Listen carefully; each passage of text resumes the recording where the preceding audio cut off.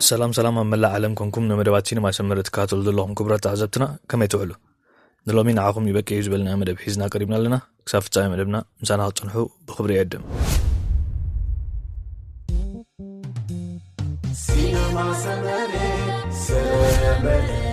كابيزي رابيزي حينا للنور فلتت حبوز دستا صحاب سني تروفتا نخسر النهار سينما سمري ደቂ ሰባት ህይወት ክነብር ዘገድሱና ነገራት ብዙሓት እኳ እንተኾኑ እቲ ኣብ ቅድሚት ዝስራዕ ግን ገንዘብ ምዃኑ ዘካታ ኣይኮነን ስለዝኾነ ድማ ዝበዝሑ ልዕሊ ዕድመን ዝተወሰኑ ትሕቲ ዕድመን ሃሳብ ዝዓለም ድራድለቶም ንምምራር ላዕልን ታሕትን ክብሉ ዝረኣዩ ኣብ ህይወት ዝተፈላለዩ መድረኻት ምህላው ዝጠቕሱ ተመራመርቲ ስነልቦና ደቂ ሰባት ግዜኦም ፍልጠቶም ጉልበቶም ወፍዮም ዝሰርሑ ኣብ ዝለዓለ ደረጃ ክበፅሑን ውፅኢታውያን ክኾኑ ከም ዝኽእሉን እዮም ዝመኽሩ ዝበዝሑ ሃብታማት ዝዓለምና ነጋዶ ከም ምዃኖም መጠን ድምር ውፅኢት ኣብ ንግዲ ዘፍርዎ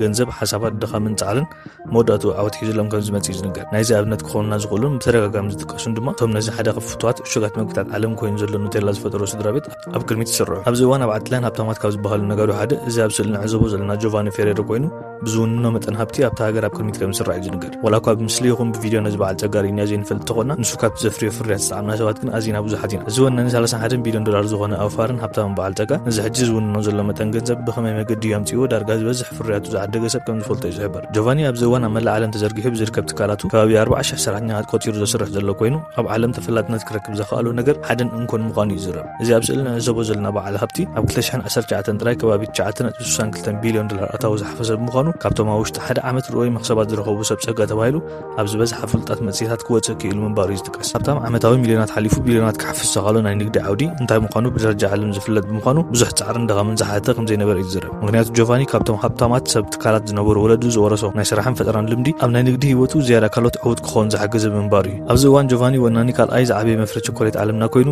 ነቲ ፌሬሮ ግሩፕ ዝፍለጥ ትካል ዘካይድ ከም ዝኾነ እዩ ዝንገር ፌሬሮ ዝብል ስም ፋብሪካ ወይ ቸኮሌት ዘፍሪ ትካል ኣብ ሃገራት ቀዳማይ ዓለም ተፈታውን ተጠላብን እኳ እንተኾነ ኣብ ሃገር ኣፍሪቃ ግን ከምቲ ዝድለ ዝርግሐ ዘይብሉን እንተሃለዎም ብክብሪ ዋጋ ሰባት ክድፍርዎ ዘይክእሉ ፍርያት እዩ ዘፍሪ ኮይኑ ግን እቲ ትካል ኣብ መላእ ዓለም ዝተዘርግሐን ዳርጋ ኩሉ ሰብ ዝፈልጦን ፍርያት ብምፍራይ ስሙ ክብል ዝተረኣየ እዩ ነቲ ብኑቴላ ዝፍለጥ ዕሹግ ምግቢ በዚ ትካል ጥራይ ዝስራሕ ብምዃኑ ንስምቲ በዓል ጸጋ ሰማይ ኣብ ምዕራጉ ልዑል ተራ ከም ተጻወተ እዩ ዝሕበር እዚ ብደረጃ ዓለም ልዑል ተጠላብነትን ዕዳጋን ዘለዎ ኑቴላ ኣብ 160 ሃገራት ዝሸጥ ኮይኑ ብዝተፈላለዩ መምዘኒ ደረጃታት ተፈቲኑ ዝሓልፍ ምዃኑ እዩ ዝንገረሉ ታሪክ እዚ ንካልኦት ፋብሪካታት ቸኮሌት ዓብሊሉ ተጠላቢ ክኸውን ዝኽእል ፌሬሮ ካብ 1920 ከም ዝጅምር እዩ ዝንገር ኣብ ባሕጎ ናይዚ ኣቐዲምና ክንዛረበሉ ዝጸናሕና ቢልዮነር ፔትሮ ፌሬሮ ዝተባሃለ ኮይኑ ነቲ ካምፓኒ ዝጀመረ ንሱ ምንባሩ እዩ ዝሕበር ፔትሮ ኣብቲ ግዜ ብገንዘብ ኣዝዩ ይሽገር ምንባሩ ኣብ መጀመርታ 1900 ስራሕ ንምርካብ ኣብ ዝተፈላለዩ ቦታታት ክሓትት እዩ ጀሚሩ ኣብ መላእቲ ሃገር ተስፋ ከይቆረፀ ስራሕ ብምሕታት ድማ ኣብ መወዳእታ ኣብ ሓደ ሕብስቲ ዘዳሉ ትካል ተቆፅረ ኣብቲ ትካል ከም ኣዳለዋ ሕብስትን ቸኮሌትን ኮይኑ ድማ ነዊሕ ዓመታት ብፍቕሪ ሰርሐ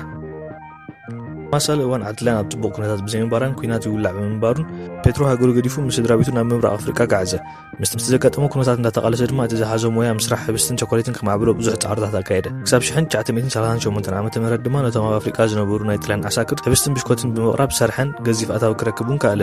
ፔትሮ ብከምዚ ጽቡቕ ናይ ስራሕ ግዜ ክሕልፍ ምስ ጀመረ ድሕሪ ዝተወሰነ ወርሕ ናብ ዓዱ ተገዲዱ ክምለስ ተገብረ ሃገሩ እውን ካብቲ ዝገደፋ ብዝገለደን ናብራ ዘይጣዕም ኮይና ጸንሓቶ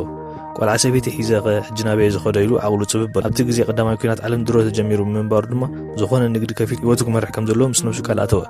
ብምኽንያት እቲ ኩናት ብዙሓት ሕብስትን ቸኮሌትን ዝሰርሑ ነጋዶ ናብ ግንባር ብምኻዶም ድማ ፔትሮ ነታ ኣጋጣሚ ክጥቀመሉ ወሰነ እቲ ግዜ ቸኮሌት ኣዝዩ ተጠላቢ ነገር ብምንባሩ ፔትሮ ኣብ ቤቱ ኮይኑ ጊያንጆት ዝተባሃለ ዕሹግ ቸኮሌት ክሸጥ ጀመረ እቲ ንሱ ዝመሃዞ ፍልይ ዝበለ ጣዕሚ ዝነበረ ቸኮሌት ኣብ ውሽጡ ካካዎ ኮኮናት ሓዘልናት ካልኦት መማቕርትን ዘጠቓለለ ብምንባሩ ካብ ተጠቀምቲ ልዑል ተጠላብነት ረኸበ ፍቕሪ ጉድናታት እንዳተዛወረ ብወረቐት ጠቕሊሉ ክሸጦ ድሕሪ ምጅማሩ ካብ መዓልቲ ናብ መዓልቲ ተፈታዊ ክኾን ከኣለ ምስ ግዜ ፔትሮ ነቲ ካብ ዓማዊል ድመፅእ ዝነበረ ጠለብ ንበይኑ ከም ማለ ኣዝዩ ክጽገም ጀመረ ብደገ ድገ ዝኸውን ሸቐጥ ከም ዘይከውን ምስ ረኣዩ ድማ ኣብ 1946 ፔትሮ ሓደ ፌሬሮ ዝሰመዮ ትካል ከቕውም ወሰነ በቲ ዝጀመሮን ካልእ ተወሳኽቲ ቅርፅን ጣዕምን ዘለዎም ፍርያት ኣቕሪቡ ድማ ዕዳጋታት ክቋፀር ከኣለ ኣብ ከምዚ ኣህላኽን ኣኽሳብን ናይ ንግዲ ግዜ ከሎ ግን ፔትሮ ኣብ 1949 ካብዚ ዓለም ብሞት ተፈልየ ድሕሪ ሞት ፔትሮ ሓላፍነት ነቲ ኣቐዲሙ መሰረት ሒዙ ዝነበረ ትካል ዓብ ወዱ ሚሸል ክቕበሎ ግድን ኮነ ሰባት ሃገር ኣብቲ ግዜ ኣዝዩ ተዳኺሙ ብምንባሩ ንምብርባሩ ብዙሓት ክኢላ ሚሸላት መጽናዕቲ ገብሩ ጀመሩ ልክዕ ድሕሪ ምዝዛም ካልኣይ ኩናት ዓለም ኣብ ቁጠባት ሃገር ለውጢ ከምጽእ ተስፋ ዝተገብረሉ ንግዲ ቸኮሌት ብዕፅታት ክዓቢ ግዜ ወሰድ ሚሸል ነቲ ትካል ካብቲ ዝጸንሖ ኣዝዩ ኣማዕቢሉ ብምሓዙን ሰባት ነቲ ቸኮሌት ብቐሊሉ ክረኽብዎ ዝኽእሉ መገድን ፈጠረ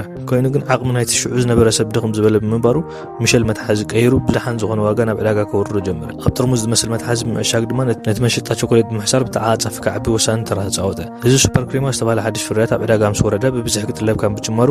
ንምሉእ መዓልቲ ዝፈሪ ኣብ ሰዓታት ቅድሚ ቀትሪ ጥራይ ክውዳእ ተራእየ እቲ ሚሸል ዝመደቦን ዝተጠቐመሉ ንግዲ ሓሳብ ድማ ሙሉእ ዕዉት ክኾን ከኣለ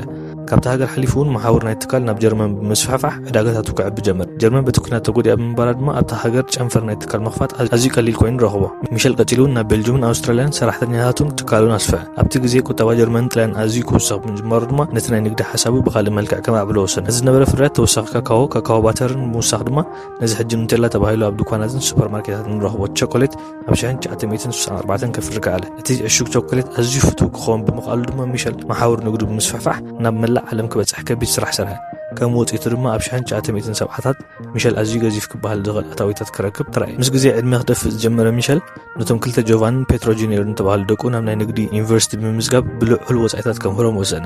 ድሕሪ ዝተወሰነ ዓመታት ክልቲኦም ናይ ትምህርቲ ግዜኦም ዛዚሞም ናብ ዓዶም ዝተመልሱ ድማ ወላዲኦም ሙሉእ ሓላፍነት ናይ ትካል ከረክቦም ተራእየ እቲ ኣቐዲሙ ቢልዮነር ኮይኑ ዝነበረ ጆቫኒ ፌሬሮ ነቲ ቅርጽን መልክዕን ናይ ቸኮሌት ከውፅእ ዝኽእል ክፋል ናይ ትካል ክሕዞ እንከሎ ንእሽተይ ሓው ድማ ነቲ ብደገደገ ስራሕ ናይ ንግዲ ነገራት ከሳልጥ ጀመረ ድሕሪ ዝኹሉ ዕዉት ዓመታት ግን ፔትሮ ጁኒየር ኣብ 2011 ካብዛ ዓመት ብሞት ተፈልየ ወላዲኦም ሚሸል እውን ኣብ 2015 ብሕማም ምክንያት ነቲ ካምፓኒ ንወዱ ጆቫኒ ፌሬሮ ብምግዳፍ ኣሰር ወዱ ሰዓበ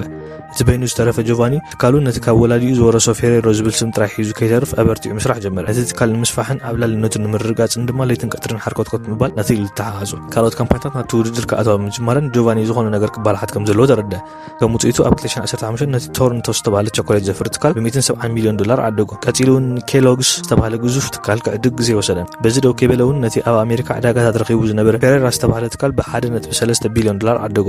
እቲ ንመዋድርቱ ናይ ምድኻም መስርሕ ዝቐጸሎ ጆቫኒ እታ ዝቐጸለት ዓመቱን ንትካል ነስል ብ$2.8 ቢልዮን ብምዕዳግ ንኹሎም ከስክብዎ ዝኽእሉ መዋድርቲ ነበረ ገበሮም ነቲ ካብ ብሓጉ ጀሚሩ ዝጸንሐ ትካል ድማ ናብ መላእ ዓለም ብምዝርጋሕ ተወዳዳሪ ዘይብሉ ዕዳጋታት ዓለም ክቆጻጸሮን መኽሰባት ክግሕጥን ኣኽኢልዎ ከም ዘሎ ይዝረብ ኣብዚ እዋን ብጉጅለ ቆይሙ ኣብ ውድድር ዝኣተወ ማርስ ሪግሊ ኮንፌሽነሪ ዝተባሃለ ትካል ጥራይ በሊጽዎ ኣብ ካልኣይ ደረጃ ከም ዝርከብን ዕዳጋታት ዓለም ብሰፊሑ ተቓጺሩ ከም ዝርከብን ይንገር ዝኸበርኩም ተኻተልቲ መደባት ሲነማ ሰመረ ንሎም ዝበልናዮ መደብ እዙዩ ነይሩ ሓጊብኩም ተዘናጊዕኩም ተማሂርኩም ክትኮኑ ሰብ ሙሉእ ተስፋ ኢና ኣብ ቻነልና ክቐርበልኩም ትደልይዎ መደባት ኣብ ናይ ኮመንት ቦታ ክጽሕፉልና ሰብስክራይብ ሼር ኮመንት ላይክ ብምግባር ቤተሰብ ክትኮኑ ብኽብሪ እንዳዓደምና ኣብ ቀጻሊ ብኻልእ ትሕዝቶ ክሳብ ንራኸብ ሰላም ጥዕናን ንኹልና ሲነማ ሰመረ ካብ ጊዜ ሓይልና ደደበ ፍልጠት ሓጎስ ደስታ ሰሓቕ ስኒት ሩፍታ መኽሰብ እናሃበ ሲነማ ሰመረ ኣብ ሲነማ ሰመረ ቅጥዑሙ ዝነቀ ዓማ ኮሜዲ ድራማ ዕላላት ዋዛታ ስፖርት ፊልም